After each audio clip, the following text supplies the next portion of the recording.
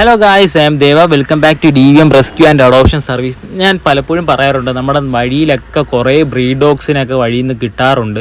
നിങ്ങൾ ആരും കാശ് കൊടുത്ത് മേടിക്കേണ്ട. അഡോപ്ഷനൊക്കെ ഇഷ്ടംപോലെ ഡോഗ്സ് ഉണ്ട്. അതിനെയൊക്കെ വളർത്തുക വീട്ടിൽ കൊണ്ടുപോയിട്ട്. നല്ലൊരു ജീവിതം ഈ കുഞ്ഞ് കുരുന്നുങ്ങൾക്ക് കിട്ടിക്കോട്ടെ. വഴിയിൽ വണ്ടി ഇടിച്ചും പുഴുത്തും നരയിച്ചൊന്നും ചാവാതിരിക്കാൻ വേണ്ടി സത്യത്തിൽ നമ്മൾ ഇതിനെയൊക്കെ റെസ്ക്യൂ ചെയ്യുന്നത്. കണ്ണുകൊണ്ട് കണ്ട കാഴ്ച നമുക്ക് കണ്ടില്ലാന്ന് അടിച്ച് വീട്ടിൽ പോകാൻ പറ്റാത്തതുകൊണ്ടാണ്.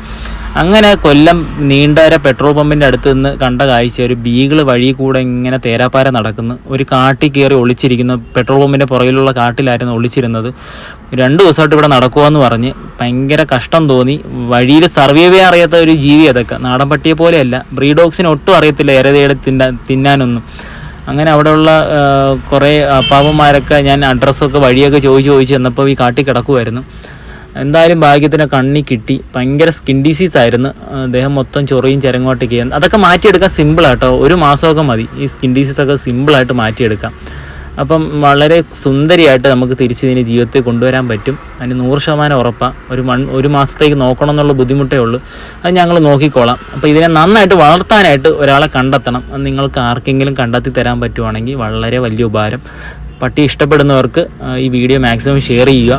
ജീവിതകാലം ഫുള്ള് നോക്കാൻ പറ്റുന്ന ഏക ഒരു വ്യക്തിയെ ഞങ്ങൾ സെലക്ട് ചെയ്യും. അയാൾക്ക് ഞങ്ങൾ വളർത്താൻ കൊടുക്കും. Thank you.